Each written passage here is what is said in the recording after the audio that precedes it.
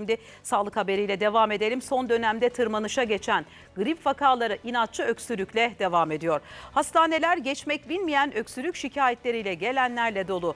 Peki bu konuda ne yapılmalı? Öksürükle nasıl mücadele etmemiz gerekiyor? Uzman doktordan dinleyelim.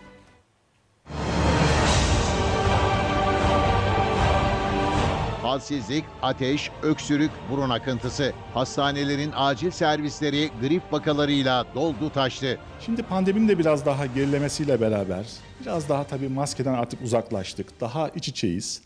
Ve solunum yolu enfeksiyonu esasında her zaman, her kış ayında olduğu gibi yine bu kışta var. Üst solunum yolu şikayetleri son zamanlarda giderek arttı, evet, ama buna bağlı olarak öksürük şikayetleri de arttı. Hastaneler grip sonrası geçmeyen inatçı öksürük şikayetleriyle doldu taştı. Üstelik bu durum birkaç ay sürebiliyor. Geniz akıntısıyla beraber seyretmesi ve bronşlarda bir daralmayla beraber uzun süre öksürük seyrediyor. Daha önceleri de görürdük fakat bu sene biraz daha fazla görüyoruz çünkü pandeminin rahatlamasıyla beraber enfeksiyon sıklığında biraz daha bir artış var. Sigara kullananlarda, alerjik bünyeye sahip olanlarda öksürük şikayeti daha fazla görülüyor.